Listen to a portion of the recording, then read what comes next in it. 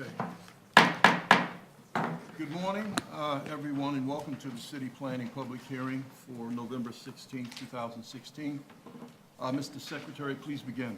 Good morning. This is the City Planning Commission public meeting being held in Spector Hall at 22 Reade Street. As a courtesy during the proceedings, we ask that you turn off all cell phones and beepers. All speakers should fill out a speaker card at the desk outside of Spector Hall. And in addition, we ask that those providing testimony, please identify yourself, limit yourself to 3 minutes, and speak clearly into the microphone at the podium. I will now call the roll. Chairman Weisbrod. Vice Chairman Knuckles. Here. Commissioner Besser. Here. Commissioner Cantor. Here. Commissioner Cirillo. Here. Commissioner Delausse. Here. Commissioner Dweck. Here. Commissioner Eady. Here. Commissioner Efron. Here. Commissioner Knight. Here. Commissioner Levin. Here. Commissioner Marin. Here. Commissioner Ortiz. Here. A quorum is present. The first item is the approval of the minutes of the regular meeting of Wednesday, November 16, 2016. On the minutes, all in favor? Aye. Anyone opposed? The minutes are approved. Scheduling on calendar number 1, we have a resolution for adoption scheduling Wednesday, November 30th for a public hearing to be held in Spector Hall at 22 Reade Street. All in favor? Anyone opposed? The resolution is adopted. The next part of the calendar is the report section, which begins on page 2 and includes a supplemental calendar. Borough of Manhattan, calendar numbers 2 and 3. Community District 4, calendar number 2N160254, ZRM, has been withdrawn. Calendar number 3, N160254A, ZRM, in the matter of an application for a zoning amendment concerning the Theater Subdistrict Fund text amendment. For a favorable report as adopted on calendar number 3. Thank you. Before we vote, I would like to, on behalf of the chair, who is obviously not here today, render a few remarks. Today, we are voting on the Theater Subdistrict Fund text amendment, which will establish a new methodology for calculating the contribution rate into the Theater Subdistrict Fund, clarify the goals of the Theater Subdistrict Council, as well as the administration of the fund. The Department of City Planning has a long history of working with the theater industry to support the sub-district and preserve the listed theaters. We will continue to work with them as one of New York City's most important cultural and economic assets. These changes to the methodology will align with the original intent of the 1998 text amendment, which established the ability for listed theaters to transfer development rights throughout the sub-district for a contribution into the newly created sub-district fund that was equivalent to 20% of the value of the TDRs. The department's analysis, however, showed that the proceeds of previous transfers of TDRs were all well below 20% of their value. The Theater Sub-District Fund has been successful in strengthening the theater sub-district and the theatrical arts. It has supported the development of plays and created new audiences with discounted tickets. Our webpage lists the programs and organizations that have received grants from the Sub-District Council, and we anticipate presenting details to the Commission soon. This will include information on the latest round of funding, which will provide training for non-performing autistic personnel with a focus on developing more diversity in the field. We have modified the text amendment in response to public comments, such as adding language concerning the availability of funds for smaller theatrical groups. In response to theater industry concerns, we have added a phase-in to the 20% adjustment, as well as the ability to allow an applicant to request for a new market study outside of the 3 to 5 year schedule in case of an economic downturn. This project has truly been a team effort, and I would like to thank Eric Kober in HEIP, Anita Lermont and Dominic Answini in the council's office, Frank Rishala in the zoning division, Bob Dubruskin and Lisa Blake in EARD, and Edith Sue Chen and Stephen Johnson in the Manhattan office. I am pleased to vote aye on the text as modified. Commissioner Besser. Yes. Commissioner Cantor. Yes. Commissioner Cirillo. First, I'd like to acknowledge the work of the department staff on this, and especially with regard to the modifications that have been proposed since the proposal has come to us. I also want to thank the few but profoundly articulate members of the public from the theater industry, the real estate industry, and from the community who did much for me in my contemplation on this matter. And while I am a staunch supporter of the amazing work of the fund and recognize the importance of the funding of programs to support the theater industry, I do find troublesome the degree to which we are modifying the existing funding formula. There is no question that our consideration of increasing the theater sub-district fund contribution rate is timely and appropriate. That is certainly not the issue. But I believe the proposed 20% contribution rate, even with a phase-in, as well as the establishment of a floor price, is extreme.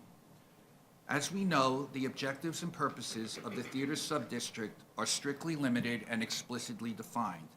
Accordingly, it follows that the contribution rate should be appropriately commensurate with those limited purposes. To that end, there has been no evidence or data that proves that a more moderate or less dramatic increase in the contribution rate would be, never mind that the current level of contribution is, insufficient to meet the stated goals. The floor price, which was never part of the original fund formula, needs to be more thoroughly analyzed in the context of an ever-changing marketplace. Floor prices have the potential of freezing activity in a down market, as opposed to letting the market drive itself. Floors can impede transactions. Further, there has truly been no data that indicates that the current price per square foot formula fails to achieve the fund's goals. I'm certainly not opposed to increasing the rate of contribution. In fact, I have supported increases twice as a commissioner here. But today I can only decide if the proposed increase and the methodology proposed to accomplish it is one that I am comfortable with. And based on the concerns that I have just raised briefly, I believe that despite the improvements made to the original proposal, I still have too many questions about how this will all impact the process. So therefore, I will be respectfully abstaining. Commissioner DeLuz. I appreciate my colleagues' comments and appreciate also the hearing that we had, and I vote yes. Commissioner Dweck. I appreciate the comments on both sides, and I vote yes. Commissioner Edie. I do appreciate the comments on all sides here, and I'm very pleased that I believe the phase-in is a big step to making this more palatable, and also the ability to adjust the pricing in the case of a downturn, I think is helpful as well, so I vote yes. Commissioner Efron. Yes. Commissioner Knight. Yes. Commissioner Levin. Yes. Commissioner Marin. Yes. Commissioner Ortiz. Yes. A favorable report has been adopted on calendar number 3.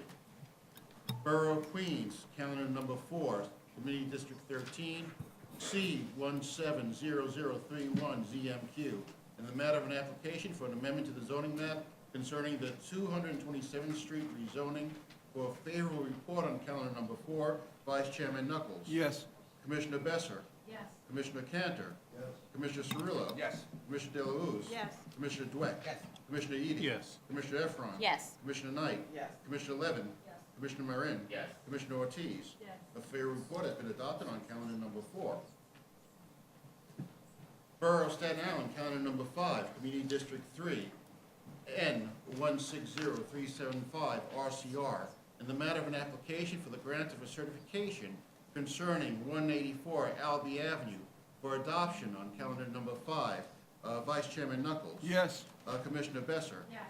Commissioner Cantor. Yes. Commissioner Cirillo. Yes. Commissioner DeLaUze. Yes. Commissioner Dweck. Yes. Commissioner Edie. Yes. Commissioner Efron. Yes. Commissioner Knight. Yes. Commissioner Levin. Yes. Commissioner Marin. Yes. Commissioner Ortiz. Yes.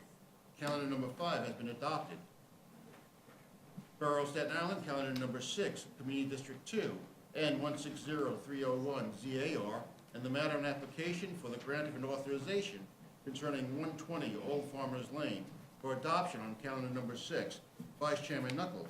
Yes. Commissioner Besser. Yes. Commissioner Cantor. Yes. Commissioner Cirillo. Yes. Commissioner De La Uz, Yes. Commissioner Dweck, Yes. Commissioner Edie, Yes. Commissioner Efron, Yes. Commissioner Knight, Yes. Commissioner Levin, Yes. Commissioner Marin, Yes. Commissioner Ortiz. Yes. Calendar number 6 has been adopted.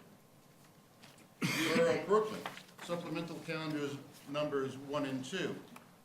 Reade District 6, supplemental calendar number 1, C150360, ZMK, and supplemental calendar number 2, C160379, ZRK, in the matter of application for amendments to the zoning map and zoning text concerning 14 through 18 Carroll Street.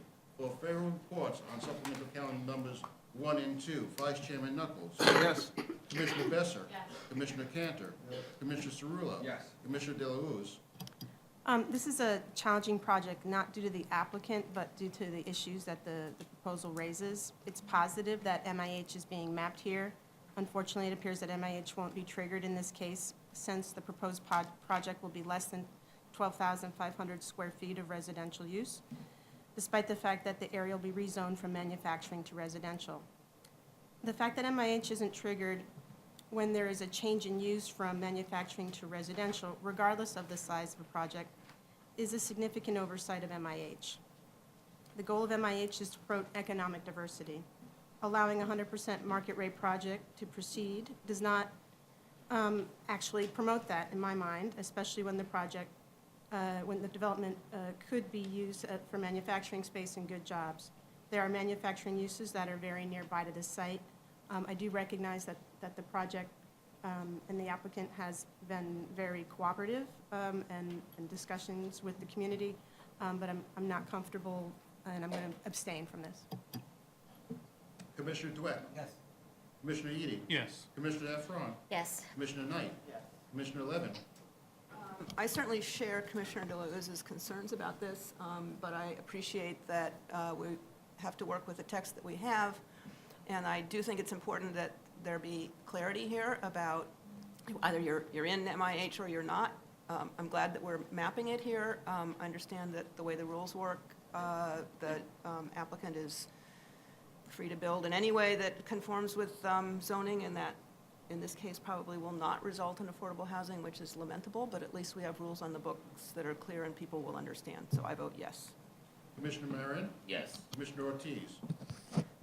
I'm also sympathetic to Commissioner De La Uz's comments, and understand the implications here. I'm hopeful that we can perhaps resolve this, and I do agree that clarity is really critical, and perhaps there's an opportunity to sort of revisit this threshold in the future. That said, I vote yes. Favorable reports have been adopted on supplemental calendar numbers 1 and 2. The next part of the calendar is the public hearing section, which is on page 5.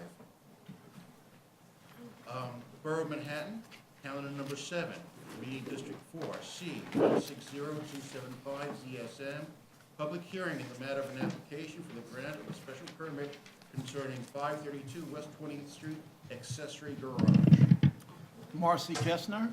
Good morning, Vice Chair Knuckles and Commissioners. I'm Marcy Kestner, a planner with Kramer Levin Land Use Council to DDG 532 West 20th Street LLC, the applicant. DDG is a real estate investment and development firm that provides capital design, construction, development, and asset management, and focuses on mixed use and residential development on both the East and West Coasts.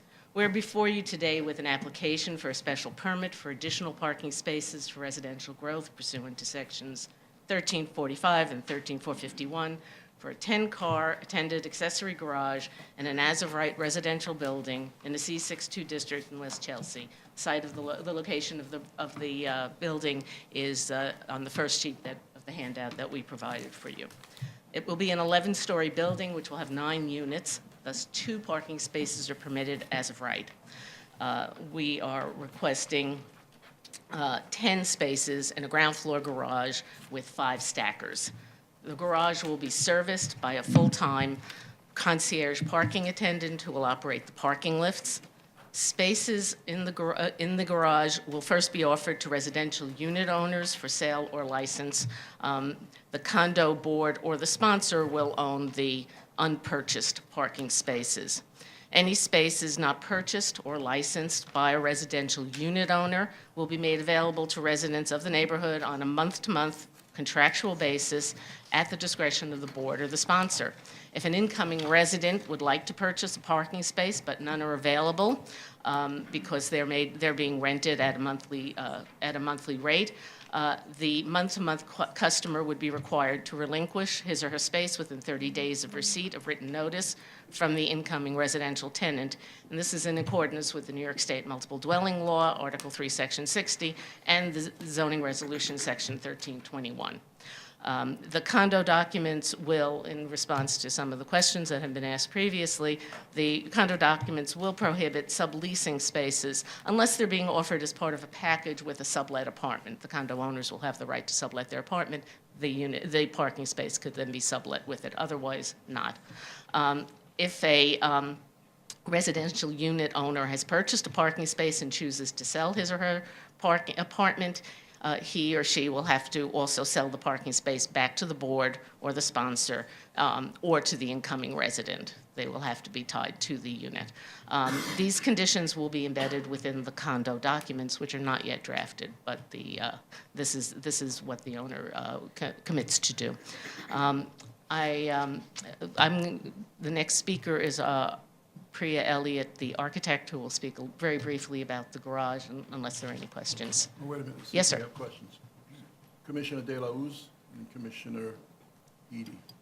Hi, Marcy, how are you? Fine, thank you, Commissioner. When will the condo documents be drafted and filed? Well, the building is not yet, has not yet started construction, so they will be drafted as we're going along through the construction process. The building is still, the existing building is still there. It hasn't even been demoed yet. So certainly, though, well after ULURP. Well after you learn, yes. Commissioner Eady? Yeah, Marcy, hi. Just wanted to make sure, I think you said this, but just to clarify, Sure. the parking spaces will not be able to be owned by third parties who are not either owners of a condo unit, the sponsor, or the condo association itself, Yes. correct? Yes, Okay, that is thank right, sir. Thank you. Okay, Commissioner Efron and then Commissioner Levin. Thank you for clarifying that. Will there be accommodations for electric car charging? I do not know if that's in the plan yet, but I can ask the client and I can get back to you. Thank you. Just following up on your exchange with Commissioner De La Uz. Yes. You know, ideally, we would have a clarity about what the condo documents are going to say to embody the restrictions that you described. So I'm wondering if you could send us a letter describing those conditions and indicating that they will be included in the condo documents so that we have some documentation of those restrictions. I will But speak I'm to- glad I will speak to the you've client. been able to respond to the community board's concerns about this. So are we. Good, thank you. Thank you. Commissioner Cantor? As a follow-up to Commissioner Levin, would that be satisfactory to us, the letter, in terms of going down the road, if the applicant were to flip the building or something of that nature, would we be protected? I think so. I don't know, maybe we'd ultimately ask counsel, but we'll take that under advisement, yes. Because the representations that were made sound fine.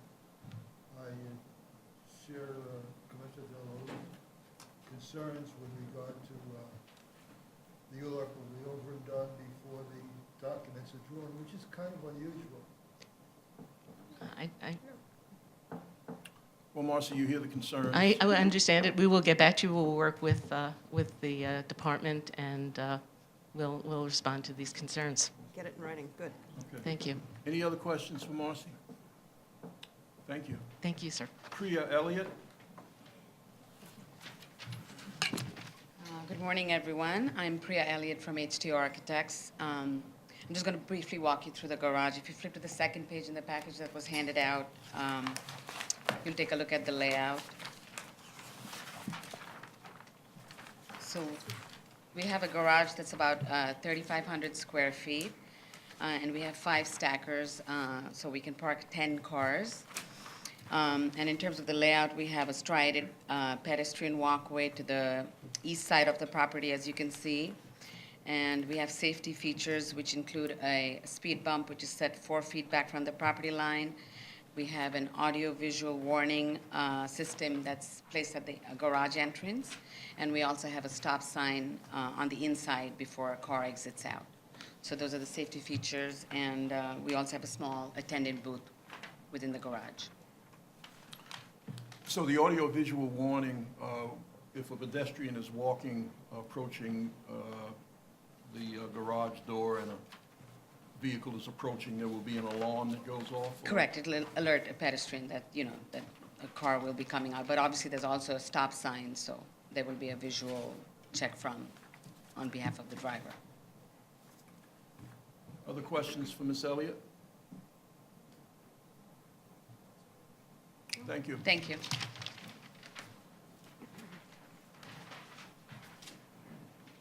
Shai Chan, did I pronounce that correctly, sir? It's okay, it's Chi Chan. Chi Chan. Good morning, Commissioners. Chi Chan from AKRF. I'm a traffic engineer. And I'm going to speak to you about the findings prepared for Section 1345 of the zoning resolution on the special permits for the additional parking spaces. There are 5 findings that we needed to make, so I'll go over each one. The first one is the location of the vehicle entrance and exits will not unduly interrupt the flow of pedestrian traffic, including access points to mass transit in the surrounding area, or result in any conflicts between pedestrian and vehicular movements due to entering and exiting vehicles. As you heard so far, the garage is 10 parking spaces, is used to primarily serve the building residents. It has a 12-foot curb cut that accommodates the entrance and exits. So with a minimum amount of traffic, we don't expect that would interrupt the pedestrian flow on the adjacent sidewalk. Also, nearby, there are various transit options. There are 2 subways stations along 8th Avenue accessible to this project on 23rd and 14th Street, and a few bus routes on 10th and 11th Avenues, as well as 23rd Street. So the site is transit accessible. The entrance and exit location of the garage, however, do not interfere with access to those transit facilities. Also, 20th Street is not a major retail street. It does not draw a lot of vehicular or pedestrian traffic. So any kind of activities entering or exiting the garage will unlikely have effects or conflicts with vehicular and pedestrian activities.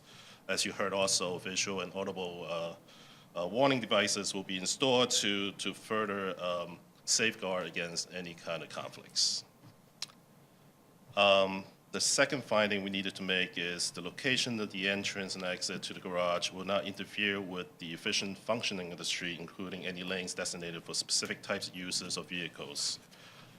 West 20th Street is a one-way westbound street with 1 parking lane on each side and no special designated lanes for other types of vehicles. It's a narrow street westbound between 10th and 11th Avenue, and the garage entrance is situated about 2/3 the way down the block, closer to 11th Avenue. The length of the block is over 600 feet. So given the distance from the adjacent intersection, the activities at the entrance and exit will also be unlikely to interfere with traffic. The third finding is that the garage will not create or contribute to traffic congestion and inhibit surface traffic and pedestrian flow. As you also heard, the garage is going to be accessory. It's not going to be used for transient activities.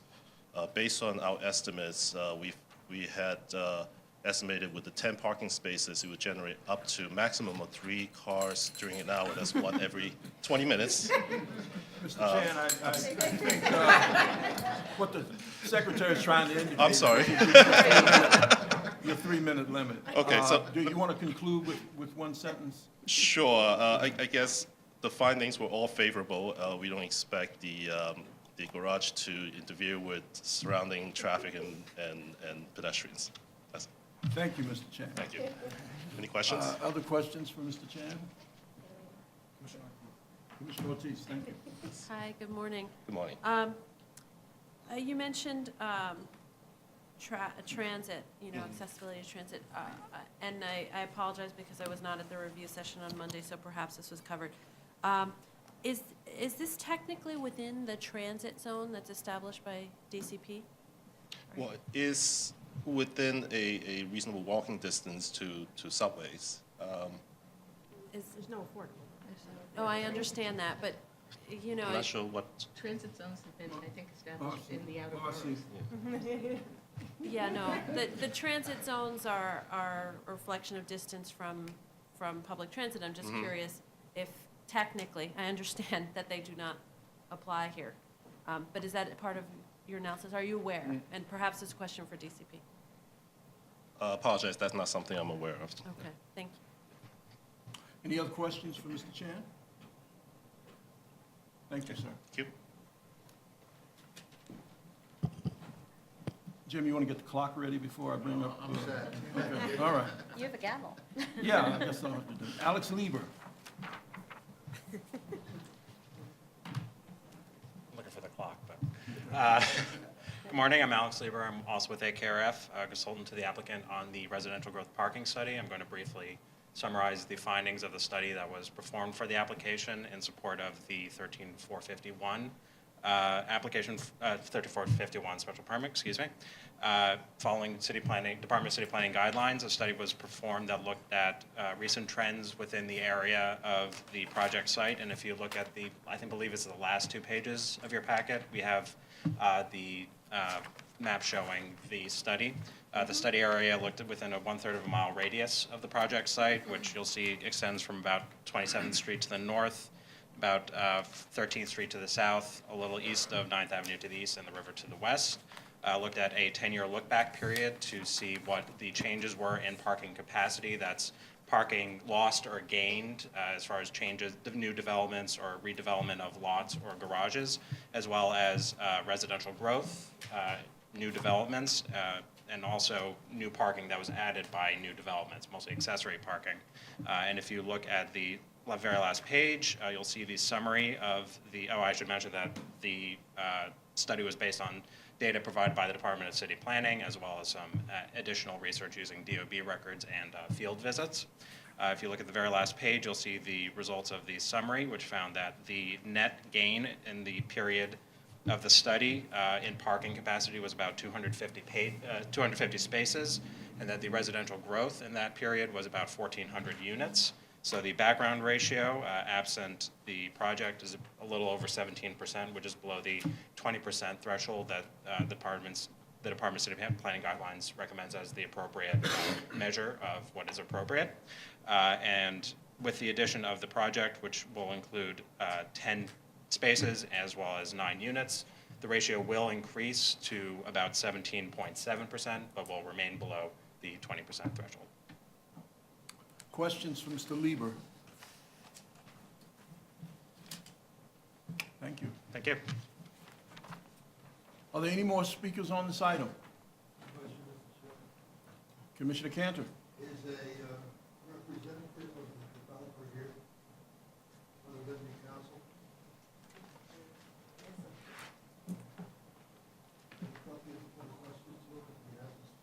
He hasn't put a card in. If he's willing to speak, Because my question was going to be simple. I just wanted an affirmation, if we could, as to Ms. Kestner's okay, comments. let him come up and, he'll come up and then you can pose a question. Thank you.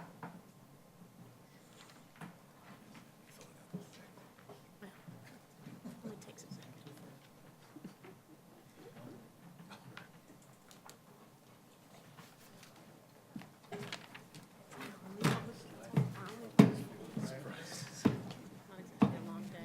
No.